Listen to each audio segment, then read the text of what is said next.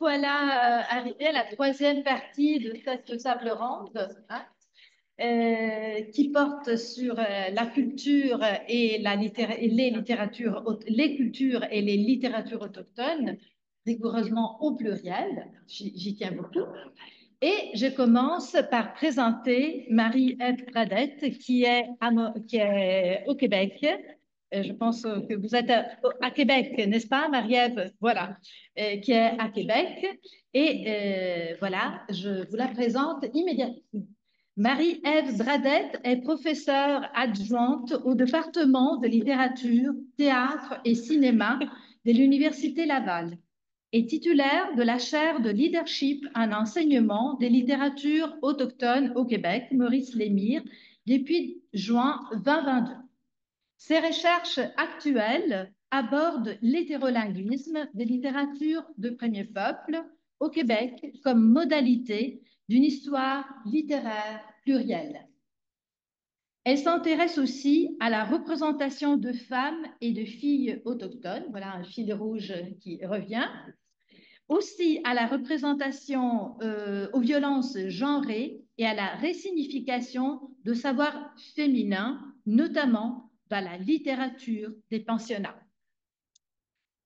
Ces travaux ont été publiés, entre autres, dans les revues Studies in Canadian Literature, les cahiers de Sierra, Capture et Voix plurielle. Elle est l'autrice d'une chronique annuelle en études autochtones pour la revue Voix et Images. Son ouvrage Langue un portage, résurgence littéraire et langagère dans les littératures autochtones féminines est paru en 2024 aux presses de l'Université de Montréal. Elle a enfin co-dirigé l'ouvrage collectif Urbanité autochtone en création avec Julie Graff, Gabriel Marcoux et Alexia Pinto Ferretti, paru en 2025 aux presses de l'Université de Montréal. Donc, c'est avec beaucoup de plaisir que Marie-Ève, je vous laisse la parole. Un grand merci, Paola, pour cette présentation. Je suis vraiment très heureuse d'être avec vous aujourd'hui, même en virtuel, effectivement, depuis la ville de Québec, en territoire Wendat, pour vous présenter un peu mes recherches actuelles. Donc, il est vrai que dans les dernières années, j'ai travaillé beaucoup sur l'écriture des femmes autochtones. Depuis que je suis entrée en poste à l'Université Laval, j'ai élargi mes corpus dans une volonté vraiment de reconfigurer, de réécrire en fait l'histoire des littératures autochtones au Québec. Donc, ce que j'ai envie de vous présenter aujourd'hui, c'est pas des résultats aboutis du tout, c'est pas des analyses minutieuses encore des textes parce qu'on est encore dans beaucoup de dépouillement de corpus, mais plutôt les grandes articulations, les grandes questions, la problématisation qui sous-tend le projet que je mène actuellement, qui a pour titre Les littératures autochtones au Québec, des histoires plurielles et plurilingues, projet que je mène au sein de la chaire, auquel plusieurs auxiliaires de recherche participent également. Anna, qui parlera plutôt de ses recherches personnelles tout à l'heure, mais participe aussi aux travaux de la chaire. Donc, voilà. Comme vous le savez sans doute, si les littératures autochtones produites dans le contexte du Québec sont très anciennes, plus qu'on peut l'imaginer. Les études littéraires autochtones, elles, sont très récentes, hein, ou en tout cas assez récentes. Elles se sont diversifiées dans les 30 dernières années. Elles originent d'une première monographie critique en publiant en 1993, Histoire de la littérature amérindienne au Québec, oralité et écriture de Diane Boudreau, qui constitue vraiment un premier jalon qui commence à réfléchir à ce que sont les littératures autochtones au Québec en prenant pour assise une dimension identitaire, mais surtout géographique, hein, du corpus, le Québec comme lieu de délimitation. Néanmoins, pour Boudreau, et je suis assez d'accord avec elle. Je pense que c'est une définition qui tient encore la route aujourd'hui. La littérature autochtone qu'elle emploie au singulier, hein, mais que je transposerai pour les littératures autochtones, ne sont ni québécoises, ni canadiennes, ni anglophones, ni francophones. Ce sont des littératures, pour Boudreau, qui sont créées à l'intérieur des frontières de ce que l'on nomme aujourd'hui le Québec et qui s'écrivent dans une pluralité de langues. Donc, oui en français, oui en anglais, mais également dans les nombreuses langues autochtones du territoire et de plus en plus en empruntant d'autres langues de l'immigration, hein. J'en parlerai dans quelques instants.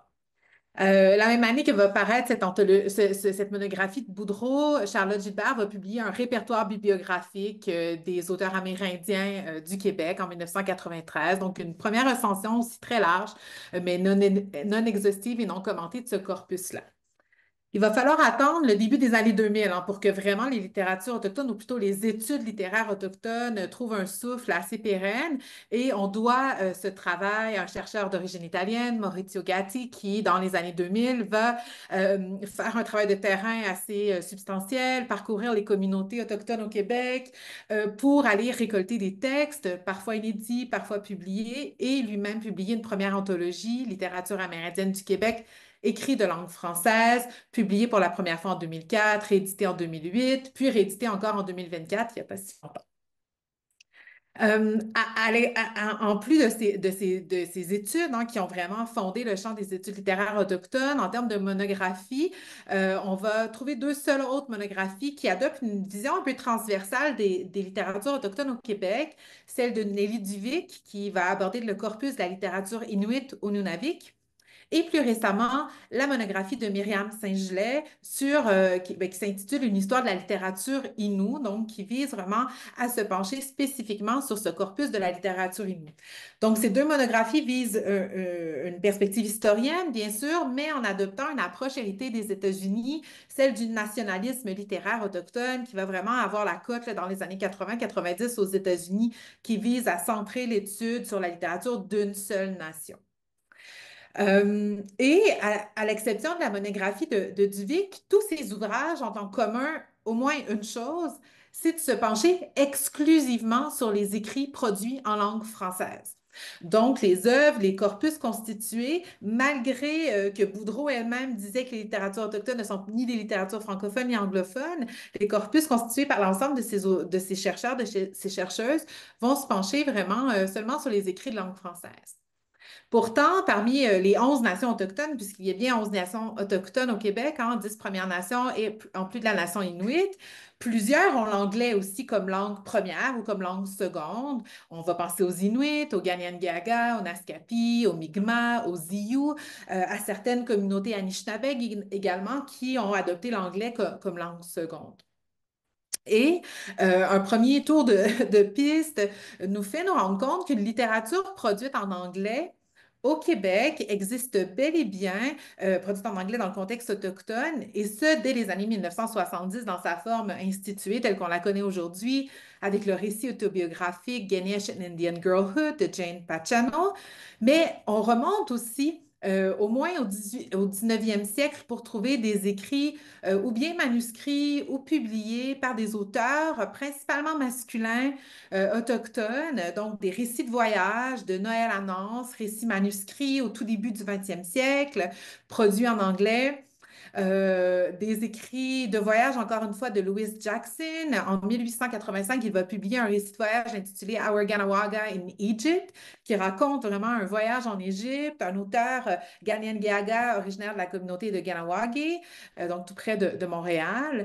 Des pétitions politiques aussi, la correspondance vont être produite en anglais. On se rend compte qu'il y a plusieurs communautés autochtones dans lesquelles les hommes étaient envoyés aux États-Unis pour étudier. Ils venaient de communautés qui avaient adopté le français comme langue seconde, mais passaient par les États-Unis, recevaient une éducation et revenaient au Québec ensuite et écrivaient, mais en anglais. Euh, mais ce corpus qui a été publié en langue anglaise, donc dès le 19e siècle et jusqu'à encore aujourd'hui, puisqu'il y a des auteuristes qui choisissent encore l'anglais comme langue d'écriture, même au Québec, ce corpus a été complètement exclu hein, des recensions, des monographies, des histoires littéraires, des anthologies, sans que cette exclusion soit nécessairement justifiée, réfléchie de manière consciente.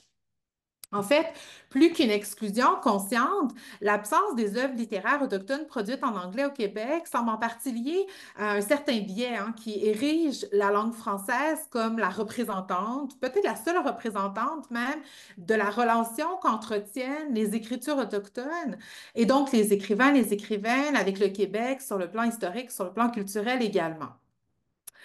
Et de cette manière, comme le soulignait déjà Liane Moïse, qui est avec nous aujourd'hui, à la fin des années 90, à propos de la littérature anglo-québécoise, les textes publiés en anglais vont alimenter et rendre visible la crise définitionnelle de la littérature québécoise. Et j'ajouterais qu'elle va rendre visible cette même crise définitionnelle lorsqu'il est question de la littérature ou des littératures autochtones. Cette réflexion peut donc nous servir d'éclairage quant au contexte singulier des littératures autochtones, nous amener à penser comment ce corpus littéraire s'est constitué, comment les études qui l'accompagnent se sont construites également, puisque que ce soit dans une langue ou dans l'autre, en fait, en français ou en anglais, les littératures autochtones ne s'identifient pas au fait national québécois, le remettent en question plutôt, même lorsqu'elles s'écrivent en français. Au contraire, elles vont tendre plutôt ces littératures à remettre en question en présentant des visions alternatives de l'histoire et du fait national dans la province. Dès les années 70, Alain Tanné-Capech le disait ouvertement, je ne suis pas québécoise, je ne veux pas qu'on m'appelle québécoise, je suis Innu, et elle insistait beaucoup là-dessus, donc sa littérature n'était pas non plus une littérature québécoise, ni une littérature en langue française. Donc, le projet que j'ai intitulé Les littératures autochtones au Québec, des histoires plurielles et plurilingues, cherche précisément à cerner un corpus à la croisée des langues, donc anglaise, française et aussi autochtone, afin de cerner un corpus et de réfléchir à comment cette intersection linguistique va influencer la production, la transmission, mais aussi la réception des œuvres et à mieux comprendre quelles sont les implications de cette diversité linguistique et culturelle dans la configuration de l'histoire littéraire, de sorte à interroger ou à réinterroger la pertinence du référent Québec lorsqu'on met en lumière des zones de contact linguistique et, par le fait même territorial, dans lesquelles vont évoluer les œuvres littéraires et donc les auteuristes. Euh, le projet, donc, pose l'hypothèse selon laquelle une analyse critique de la pluralité linguistique du corpus, donc comme un ensemble hétérogène dans un premier temps, mais aussi de la poétique plurilingue qu'on va retrouver à l'intérieur des textes, permet de repenser la définition, mais aussi l'histoire des littératures des premiers peuples au Québec, de sorte à inclure des textes en anglais qui ont été, comme je l'ai dit, exclus des recensions, des études jusqu'à présent, et à réfléchir à l'impact des textes plurilingues sur les critères et les frontières qui ont permis jusqu'à présent de définir les littératures autochtones dans la province, de sorte à retracer les contours d'une littérature, à repenser et à expliquer autrement la relation complexe au Québec, une relation qui est parfois, même très souvent conflictuelle, entre le Québec et les littératures autochtones. Donc, le projet ambitionne une saisie assez large des œuvres pour mieux apercevoir comment cette relation au Québec sur le plan culturel, territorial, discursif et politique impacte les productions littéraires. Il va s'agir, et on a commencé à dépouiller bien sûr, mais de mettre en lumière des zones de contact où les cultures des premiers peuples entraînent une remise en question du critère national, justement. Le critère Québec employé pour sélectionner le corpus est donc un postulat méthodologique de départ, mais ce n'est pas une fin unique. Mais c'est un postulat qui nous permet de mettre en relation, de nous offre une occasion, en fait, pour lire, par exemple, les récits de voyage de Noël à Nantes et de Louis Jackson, en comparaison avec les journaux intimes produits aussi au 19e siècle en français par Prosper Vincent, un auteur Wendat, donc écrit à la même époque. Ça nous autorise à réfléchir à la mise en relation du texte autobiographique de l'écrivaine Innu Anantane Capech et de celui de l'autrice Iyu Jane Willis Pachano. Ça nous permet aussi de réfléchir aux œuvres dramatiques, donc dramaturgiques de l'autrice Iyu Shirley Chichu, donc originaire de Eastmain dans le nord du Québec, mais qui a passé sa vie à l'île Manitoulin en Ontario et qui a écrit en anglais, de mettre ça en relation avec les textes de la poète Iyu Margaret Sam Cromartie, qui écrit aussi en anglais dans les années 90, et de juxtaposer ces textes à ceux d'Éléonore Siwi, par exemple, à ses recueils de poésie publiés aussi dans les années 80-90, qui sont toujours plurilingues. Un recueil en particulier publié en 91 qui inclut le français, l'anglais, le Wendat, mais aussi l'espagnol. Et donc, de poser ces jalons, de mettre en conversation les écrits autochtones produits majoritairement en anglais, majoritairement en français ou incluant des langues pour essayer de retracer ces contours et de se poser des questions finalement sur qu'est-ce qu'on considère comme étant des critères d'inclusion, d'exclusion pour constituer des histoires littéraires. Donc, on n'a absolument pas toutes les réponses encore aujourd'hui. Il y a plusieurs cas de figure, on pourra en reparler, mais qui posent encore des problèmes, des questions en fait, mais qui nous amènent justement à réfléchir à cette idée du Québec. Qu'est-ce que ça signifie pour les littératures autochtones? Et donc, un projet qu'on mène pour les prochaines années, le grand chantier en cours pour la chaire. Alors, voilà, merci. Vraiment, merci, Mariette. Je vous décris la prochaine intervenante, qui est Chiara Galliano. Chiara Galliano est doctorante en langue et traduction française à l'Université de Bologne, où elle vient de déposer sa thèse sous ma direction, en effet, et qui sera discutée au mois de juin prochain et au département de langue et littérature moderne de l'Université de Bologne. Ses travaux portent sur l'écologie du livre, qu'elle aborde dans une perspective d'analyse discursive critique et multimodale, ainsi que sur l'édition éco-engagée québécoise et les terminologies spécialisées en contexte éco-climatique.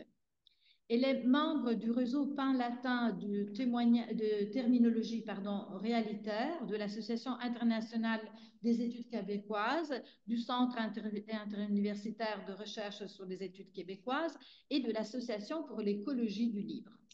Parmi ses récentes publications, je cite le titre, Le verdissement de la presse, la néologie terminologique entre métaphore et manipulation, et une autre récente publication, The House is on Fire, Eco-Anxiety and Dystopian Metaphor During the UNCOP 26. Je lui laisse la parole pour une idée de projet qu'elle mijote. Hein? À toi, Chiara. Merci beaucoup pour cette présentation et pour cette invitation à la table ronde. Je suis ravie d'être avec vous, même si en distanciel. Et donc, dans cette session consacrée aux littératures autochtones, je vous propose de déplacer légèrement notre regard du discours littéraire vers le discours éditorial indépendant et ce rôle en particulier dans la promotion de l'écologie du livre, en fait, et de la biodiversité, et donc aussi du statut du positionnement des littératures autochtones dans l'écosystème éditorial. Donc, ma recherche doctorale, comme l'a dit aussi Madame Puccini, était aussi co-dirigée par Eleonora Marz et était consacrée donc au discours et aux pratiques aussi éco-responsables et militantes dans l'édition francophone et m'a amené à analyser des maisons comme par exemple Éco-Société, donc des maisons québécoises qui défendent la justice environnementale et sociale dans l'édition en valorisant donc cette biodiversité. Et c'est dans cette continuité en fait avec les projets doctoraux que j'aimerais explorer les éditions en Enorak. En fait, qui incarne une maison d'édition indépendante qui s'oppose aux logiques industrielles et culturelles dominantes et uniformisées, aussi standardisées de la chaîne du livre traditionnel, en favorisant la transmission de la culture autochtone et aussi la multiversité des récits des littératures des premiers peuples. Elle a été fondée en 2010 à Wendake et donc elle est située sur une communauté autochtone. Et en fait, les éditions se définissent comme, je cite, la seule maison d'édition spécialisée dans la publication d'œuvres autochtones. Donc, si par exemple la maison québécoise L'Éméac a joué un rôle important dans les années 70 en publiant tous les premiers textes en fait des autrices, surtout autochtones, dans un contexte de prise de parole politique, même si on a aujourd'hui des maisons québécoises comme Éco-Société en mémoire d'Encrier qui intègrent des collections de titres dans leur catalogue, surtout Éco-Société a une section dédiée à savoir vivre ensemble. Les éditions Anenorak, en fait, occupent une place toute singulière, un positionnement singulier dans l'écosystème éditorial, et parce qu'elles sont basées en communauté, mais elles sont les premières et les seules à se dédier exclusivement donc aux littératures autochtones et aussi dans une perspective globale. En fait, on ne trouve pas seulement les littératures autochtones du Québec et du Canada, mais du monde entier. Et elle travaille en plus en étroite collaboration non seulement avec les auteurs et les autrices, les artistes, mais aussi avec les aînés. Et donc, elle porte aussi un projet éditorial de continuité enraciné vraiment dans les langues, dans les savoirs et dans les récits des premiers peuples. La maison, donc, constitue aujourd'hui une véritable tribune, en fait, pour les auteurs des premiers peuples, pour favoriser, en fait, leur vision du monde, donc au prisme du littéraire, et aussi de poursuivre leur lutte politique, contribuant aussi au processus de décolonisation et d'autochtonisation du champ éditorial. Par exemple, en 2022, la maison a publié Enfant du Lycan de Maya Cousineau-Mollin, qui a gagné le prix du gouverneur général et aussi le prix Voix autochtone en tant qu'élégie déchirante et nécessaire. Et donc, à ce sujet, leur équipe éditoriale est composée d'autochtones, mais la maison se veut aussi un espace de réconciliation et de médiation en fait, accueillant aussi dans les catalogues plusieurs titres des auteurs et des autrices allochtones, mais qui explorent des thématiques liées aux Premières Nations. En fait, la maison se définit comme, je cite encore, c'est tiré de leur présentation, en fait, le vrai visage littéraire des Premières Nations, donc jouant un rôle clé dans la reconfiguration du discours littéraire et dans la lutte aussi contre l'effacement des cultures des langues autochtones dans l'espace éditorial. Cette diversité, cette bibliodiversité engagée ne se réduit pas seulement à la diversité des tirages, par exemple, et des genres proposés dans les catalogues, mais englobe, je dirais, l'ensemble des significations que ces publications véhiculent en fait en termes de transmission des savoirs et aussi de résistance écopolitique. Il ne s'agit pas, entre guillemets, simplement de publier des auteurs et des autrices issus des Premières Nations, mais aussi, en fait, de construire un discours, un espace où leurs paroles circulent selon leur propre cadre épistémologique et aussi narratif, en fait. Comme les souligne un spécialiste de l'édition, Lefort Favreux, la notion de bibliodiversité, je le cite, a le mérite en fait de souligner les liens entre la diversification des pratiques éditoriales et un enrichissement de la démocratie en important donc les concepts de diversité culturelle dans le monde du livre.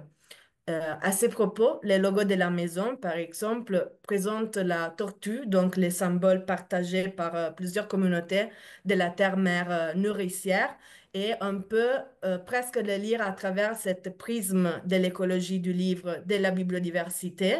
En fait, elle incarne une vision des savoirs qui est à la fois très ancrée dans les territoires, en fait, enracinée, mais en même temps holistique, évoquant donc en même temps une cartographie du monde éditorial, je dirais aussi une nouvelle cosmogonie éditoriale qui est proposée par les éditions Anenorak. Et donc la maison gère également à ce propos la librairie Anenorak, qui est au cœur de Wandake. Et, et donc, elle s'est définie aussi fière de constituer en fait la grande librairie générale mais indépendante sur les territoires. Et donc, elle joue un rôle dans les territoires et pour les territoires, pragmatique comme symbolique, donc par rapport à cette écologie du livre vraiment engagée, comme le souligne aussi le jeu de mots libraire des natures. Cette défense aussi engagée euh, de la diversité, de la bibliodiversité se manifeste dans le catalogue. Par exemple, on a beaucoup des albums jeunesse, de bandes dessinées, donc qui participent activement à cette transmission des histoires, des savoirs culturels, prenant aussi pour un dialogue entre générations. Donc, il y a vraiment une nouvelle littérature jeunesse autochtone au pluriel. Et en entremêlant donc les textes et les visuels, ces ouvrages valorisent surtout une épistémologie autochtone qui est souvent fondée sur l'oralité et donc inscrivant ainsi l'objet livre dans une continuité entre une mémoire discursive, historique, topographique et aussi traumatique et l'expression, l'affirmation aussi de littérature autochtone contemporaine. Et donc, les éditions Anenorak jouent un rôle de médiateur dans les paysages littéraires, dans l'écosystème du livre. En fait, grâce aussi à une attention particulière portée aux traductions, aux introductions critiques, aux paratextes, parce que, en fait, les éditions Anenorak veulent aussi construire un nouveau lectorat autochtones, mais bien sûr un public, un lectorat allochtone qui est peu familier de ces réalités, notamment sur le plan linguistique. En fait, la maison publie des éditions aussi trilingues, donc français surtout, anglais et langue autochtone. Souvent, c'est l'Inuiamun. Et donc, avec cette défense de la biodiversité et vraiment d'une édition équitable, écologique, éco-engagée, je dirais, donc aussi politique, elle contribue vraiment à construire de nouveaux ponts, à consolider les ponts existants et surtout à engager les dialogues entre allochtones et autochtones et surtout à faire rayonner la culture, les écrits des Premières Nations, leur permettant de s'exprimer, je cite la maison d'édition, sur ce qui constitue les fondements de leur identité distincte. Et donc, l'exemple des éditions Anenorak illustre, à mon avis, les rôles essentiels que peut jouer une maison d'édition indépendante, un milieu autochtone, mais dans cette ouverture aussi des possibles, dans l'émergence des pratiques éditoriales nouvelles, équitables, surtout sur le plan social, donc aussi très militantes, pour partager et éprouver des mondes possibles au prisme donc des littératures, et non seulement pour faire marcher donc la parole des ancêtres, mais pour imaginer aussi la suite du monde et des mondes autochtones, donc au prisme de ces littéraires. Et donc, c'est en fait mon nouveau projet que j'aimerais approfondir donc après la déposition de ma thèse. Donc, c'est ça. Je vous remercie pour votre écoute et grazie. Merci Chiara pour ton projet fascinant, hein, que je te souhaite de bien réaliser. Alors, je présente Anna Kanchelpowski-Teichmann, qui intervient également à distance. Anna est étudiante au doctorat en études littéraires à l'Université Laval, où elle développe un projet de thèse intitulé Quand les Mapudungun et l'Inu-Emun se rencontrent, approche transautochtone et comparatiste pour l'étude de pratiques hétérolangues dans les littératures Innu et Mapuche contemporaines au féminin. Elle a obtenu un diplôme de traductrice en langue française à l'Université nationale de La Plata. Elle a participé à la traduction de l'anthologie Mujer Tierra, Mujer Poema, incluant des poèmes de Joséphine Bacon, Natacha Canapé-Fontaine et Virginia Pesempeo Bordelot. Ses recherches combinent l'intérêt par le plurilinguisme des textes littéraires autochtones et la traduction. Ces travaux ont été publiés, entre autres, dans les revues TTR, Alternatives francophones et les cahiers Annebert. Pour son mémoire de maîtrise en littérature comparée, déposé en 2024 à l'Université de Montréal, elle a étudié la traduction d'œuvres autochtones contemporaines du Québec vers l'espagnol. Anna, je vous passe la parole. Merci beaucoup pour l'invitation à participer de cette activité.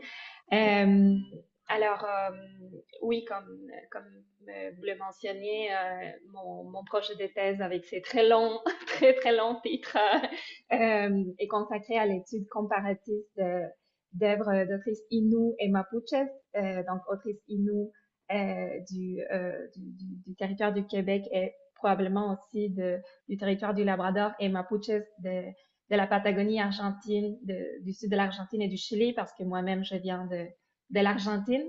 Je suis venue en 2022 au Québec pour étudier justement les littératures autochtones. Tout ça pour vous dire que je ne vais pas présenter mon projet de thèse aujourd'hui. Je vais vous parler plutôt du travail déjà accompli et vous présenter ce que j'ai fait pour mon mémoire de maîtrise déposé l'été dernier à l'Université de Montréal, que Marie-Ève a co-dirigé avec Barbara Agnese. Mon mémoire de maîtrise s'appelle, bon, il est encore vivant, il n'est pas mort, Chichipanu Aymun, étude de la traduction vers l'espagnol de Cuestipan de Naomi Fontaine et de Eguan Min Machimanitu Inushkweu, Je suis une maudite sauvagesse de Anthony Capèche. Alors, je vous parle très rapidement de ce que j'ai fait et de mon intérêt par la traduction des littératures autochtones en espagnol. Alors, vous savez, les littératures autochtones s'institutionnalisent au Québec, bon, notamment avec des initiatives comme les éditions Anénorac dont Chiara vient de parler. Donc, en même temps qu'elles s'institutionnalisent au Québec, elles commencent à être lues et traduites ailleurs, comme vous le savez très bien, parce que vous les lisez depuis l'Italie, et moi-même je les lisais depuis l'Argentine. Donc elles sont traduites et publiées ailleurs au Canada et dans le monde aussi. Alors je m'ai demandé de quelle manière sont-elles lues, comprises et traduites hors le contexte québécois et canadien. Alors dans ma maîtrise, je me suis intéressée à ce processus d'internationalisation, notamment par le biais de la traduction, en étudiant la traduction d'ouvrages autochtones vers l'espagnol. Le corpus disponible est vraiment très, très restreint. Seuls 4 livres ont été publiés dans des processus de publication réguliers par des maisons d'édition, dont 2 en Espagne et 2 en Argentine. Donc, cette distribution spatiale du corpus a imposé pour moi une perspective comparatiste qui tienne compte des enjeux de l'histoire coloniale qui unit en fait ces deux pays hispanophones, donc l'un en Europe et l'autre en Amérique du Sud. Et précisément dans mon mémoire, j'ai étudié 2 de ces ouvrages, ces 2 ouvrages d'autrices Innu contemporaines, donc Cuesipan de Naomi Fontaine, qui a été traduit en Espagne par la traductrice Luisa Luqui en 2020 et édité par la maison d'édition Pepitas de Calabaza, et El Cuandin Machi Manitou Inushque, Je suis une maudite sauvagesse de Anatali Capech, traduit en Argentine par Violeta Persia et publié en 2023 par Espacio Hudson sous le titre Soy una maldita salvaje. J'ai adopté une approche interdisciplinaire qui intègre les perspectives de la sociologie de la traduction, les études descriptives de la traduction, les théories sur l'hétérolinguisme littéraire et bien sûr les études littéraires autochtones. À l'aide de ces outils méthodologiques, je voulais souligner la relation entre le contexte de publication, les conditions de production de la traduction dans ces 2 champs littéraires très différents et les tendances dans les stratégies de traduction employées par les traductrices pour problématiser le rôle que la traduction de littérature autochtone du Québec peut jouer dans ces 2 espaces géographiques distincts. Donc, pour vous partager un petit peu des résultats de cette recherche, ce que je peux vous dire, c'est que les éditions en espagnol de Cuesipan et Soy una maldita salvaje répondent à des projets différents, en fait, et à des contextes tout à fait différents. Le premier, donc, l'édition de Cuesipan en Espagne, c'est un projet qui est centré sur le caractère esthétique du roman de Naomi Fontaine et qui le situe dans le champ de la littérature québécoise traduite en Espagne. Et le deuxième est centré sur l'aspect politique de l'essai des Capech et l'inscrit dans les réseaux de discours sur l'autodétermination autochtone en Argentine et plus largement en Amérique latine. Étant donné que Cuesipan est placé dans le champ de littérature québécoise, dans le contexte espagnol, faute d'un champ littéraire autochtone préexistant en Espagne, il est rapproché dans les stratégies de diffusion, de publicité du livre, il est rapproché des imaginaires qu'on pourrait dire stéréotypés sur le monde du Nord, du froid, du Québec, et parfois sur des imaginaires erronés comme l'association entre l'identité Innu de Naomi Fontaine et la nation Inuit dans des stratégies de publicité du livre.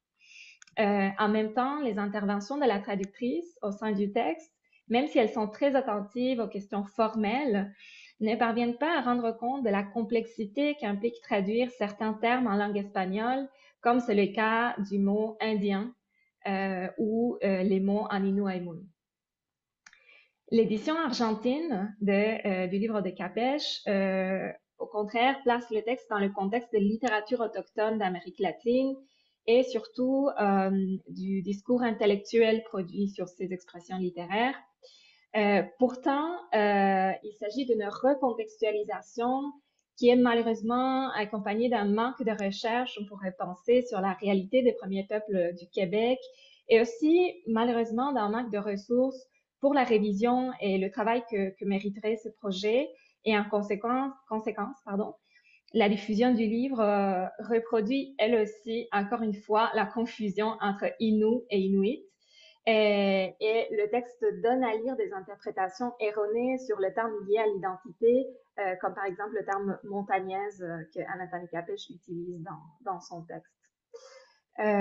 Néanmoins, si la critique est utile pour visualiser le lien entre le contexte et la réalisation de ces traductions en Espagne et en Argentine, je voulais, dans ma recherche, développer une réflexion plus générale sur la spécificité qu'implique traduire de littérature autochtone en espagnol et aussi contribuer à la discussion sur l'éthique des processus traductifs dans ce contexte spécifique. Et on pourrait bien sûr penser à la traduction en italien, pourquoi pas. Je sais que, par exemple, Cucum de Michel Jean vient d'être traduit en Italie, sera suivi sûrement par d'autres publications. Et d'ailleurs, je crois que ce discours littéraire appelle à une transformation tant des théories que des pratiques sur la traduction littéraire et aussi à une imbrication plus forte entre les deux. Donc, enfin, juste pour finir très rapidement, je vous explique le titre de mon mémoire. J'ai choisi pour le titre une expression en Inuaimun, Chichipanu-Aimun. Cette expression qui se trouve au début du livre de Anatole Capèche, que, comme vous savez, il a été écrit en Inuaimun par l'autrice, puis traduit en français par José Maillot. Alors, cette expression est traduite en français dans une des éditions du livre comme le voyage du langage. Et elle m'a servi pour encadrer la réflexion sur la traduction comme un voyage en déplacement à la fois matériel et symbolique des livres qui traversent les frontières, justement. C'est une image évocatrice de la vie nomade et qui permet de comprendre les transformations produites dans la parole comme des processus liés justement au déplacement sur le territoire et donc à l'environnement où ces transformations sont vécues. Mais l'essence donnée par le dictionnaire d'Inuaimun en ligne pour le verbe chichipanu est aussi un autre sens, c'est-à-dire il y a une autre interprétation et c'est celle de quelque chose qui commence ou qui part. Et donc, je pensais à ce titre parce que, dans ce sens, il est doublement pertinent pour ma recherche qui vise plutôt à ouvrir une discussion et ne pas offrir des réponses achevées sur la question de la traduction éthique des littératures autochtones. Donc, c'est ça que je voulais vous partager. Et je suis désolée, mais je voulais dire une chose que j'ai oublié de dire et c'est que je voulais remercier en fait le CRIC parce que le CRIC a soutenu la rédaction de mon mémoire par le biais d'une bourse de fin de rédaction et il a soutenu aussi le début de mon doctorat. Donc, je tiens à remercier vraiment. Je suis contente de pouvoir participer à l'activité qui est co-organisée par le CRIC et je profite pour remercier. Merci Anna. Alors, je passe à vous présenter Eleonora Marzi, qui est maître de conférences en langue et linguistique française au département de langue, littérature et culture moderne de l'Université de Bologne. Ses travaux portent principalement sur l'analyse du discours assisté par corpus, avec une attention particulière au discours politique, médiatique et institutionnel à travers l'application de technologies de traitement automatique du langage. Elle s'intéresse à la variété du français québécois d'un point de vue lexicographique et lexicologique. Ses publications récentes portent sur les emprunts et les calques autochtones. Je vous lis une publication qui vient sortir, Les emprunts autochtones au Québec, la description faite par le mouvement glossariste et les recensements à l'état actuel. Je lui passe la parole. Merci beaucoup, Carla. Merci à tous les participants à cette journée. Donc, alors, étant la dernière, je me prends la liberté de prendre la caméra parce que ça se trouve que le sujet dont je voulais parler va très bien avec la thématique traitée par Marie-Ève. Donc, je vous propose une sorte de dialogue, c'est-à-dire que ici à Bologne, on est en train de collectionner un corpus qui est un peu un corpus jumeau de votre corpus de littérature autochtone. Bien évidemment, le processus est différent, c'est-à-dire que pour l'instant, c'est un corpus utilisé que pour des buts pédagogiques, donc il est utilisé en classe, et c'est évidemment le début d'un corpus qui a l'idée d'être bien plus ample, mais qui traite les littératures autochtones. Alors, comme vous avez soulevé la question, on s'est posé la même problématique de définir la littérature autochtone. Car, disons, le corpus est, prenant de la thématique, enfin, prenant de la linguistique des corpus, le concept de représentativité doit être représentatif d'un phénomène. Donc, du moment où on part du phénomène de la littérature autochtone, la question est qu'est-ce que c'est et quels sont les éléments et les critères pour définir, en effet, un auteur autochtone. Et donc, pareillement, je me suis trouvée à suivre vos parcours. Donc, je voulais citer un passage de Maurizio Gatti qui, dans son introduction, dit justement, on ne sait pas, en fait, quels sont les traits pour définir un auteur autochtone. Et lui propose, sans exhaustivité, mais il propose des liens familiaux avec des communautés autochtones, il propose le fait d'écrire au sujet des autochtones, de parler la langue et aussi de être engagé sur la thématique. Bien évidemment, ces critères ne sont pas sans problème, car par exemple, la langue, ce n'est pas dit que toutes les langues, enfin, il y a des langues qui sont vivantes, par exemple, qui sont toujours parlées. Donc, il ajoute, et de Bologne, on est un peu parti de cette idée, il ajoute aussi la reconnaissance de la communauté littéraire. Donc, il y a des infrastructures aujourd'hui de littérature autochtone qui soutiennent l'activité d'auteurs, d'écrivains et d'écrivaines. Et donc, l'idée serait de partir au moins de ce que la communauté littéraire, dont les maisons d'édition reconnaissent comme des auteurs autochtones en langue française. Donc, il n'y a la langue principale, c'est la langue française, mais comme Marie-Ève Bradette a très bien souligné à plusieurs reprises, les littératures autochtones au pluriel même pas hébergent, sont composées, les éléments structurels, linguistiques sont aussi les langues autochtones. Alors, c'est à ce point-là qu'on s'est dit que l'étude d'un corpus, l'analyse d'un corpus pourrait être intéressante d'un point de vue du rapport, non pas à l'extérieur, donc de la littérature autochtone envers la littérature du Québec, mais de la littérature autochtone, comment la littérature autochtone, les littératures autochtones gèrent la pluralité linguistique, gèrent l'hétérolinguisme. Alors, on sait, je le rappelle, que le corpus, un des outils, un des atouts d'un corpus, c'est qu'un corpus peut être enrichi grâce à son format numérique. Et l'enrichissement d'un corpus est fait soit par des annotations morphosyntaxiques qui sont principalement faites par l'intelligence artificielle, mais on peut ajouter aussi des annotations qui sont sémantiques, selon des critères de recherche particuliers.